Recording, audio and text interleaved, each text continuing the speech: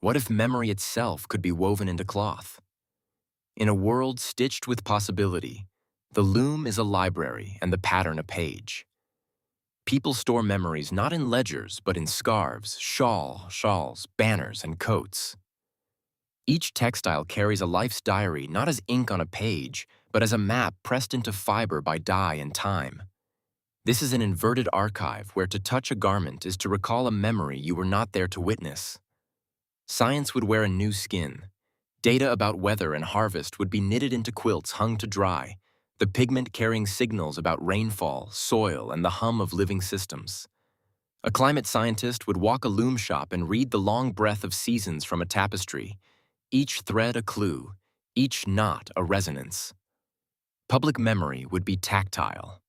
When trouble looms, a city responds not with banners on stone, but with labor in dye vats and weave looms that pattern a warning into everyday fabrics. Diplomacy would move through textiles. Rather than parchment, diplomats exchange heirloom fabrics whose patterns encode concessions and promises. A wedding shawl becomes a treaty bead. A grandmother's cloak becomes an oath. The exchange of memory becomes ritual, binding people across borders with a cloth rather than a letter. Yet mistrust hides in faded motifs that only a skilled weaver can interpret, while counterfeit weaves attempt to mirror memory, but never the truth behind it. Power shifts to the weavers. Some read the pattern language, others spin with mastery. Memory literacy becomes a trade taught in schools and guilds. In growing cities, memory halls rise where apprentices study the chemistry of dyes, the geometry of patterns, and the ethics of memory ownership. When a forgotten history surfaces, a scholar lays out a fabric map and traces the threads to the source, uncovering where truth tangled with rumor and where memory hardened into myth. Everyday life shifts.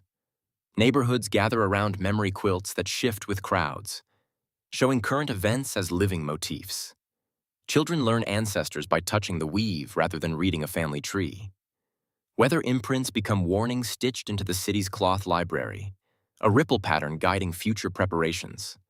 The economy trades in memory textiles, patterns tied to climate and health, and across borders, those textiles move like goods.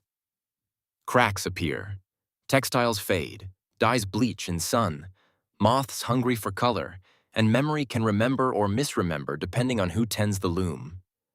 Regimes suppress motifs, erasing history by bleaching a thread or dyeing over a motif.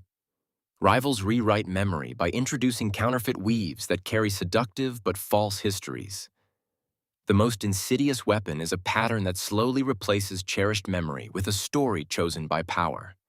Yet the world would still advance. Science becomes a living craft woven into daily life. Papers are not only read, but garments that demonstrate experiments, living archives unfolded in daylight. Public health banners wear evolving patterns as guidance shifts.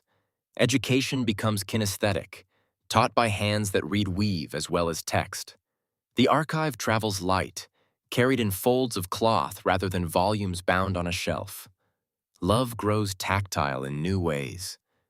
Courtship happens through dyed pieces that align with partners through shared pattern memory. Family lines are stitched into heirloom fabrics that carry the memory of generations, a thread connecting present to past without a single page turned. When a child is born, a swatch is woven with the family story, the dreams of the parents, and whispers of the future, inviting the child to read the world by touching it. If memory could be woven, the question becomes how we choose to weave it. History would be a living textile that shifts with context. The past would be held, felt, and examined in daylight, yet it could fray or reweave under pressure. Knowing would be a craft practiced by many hands, a tapestry of human meaning that binds us across cultures and time.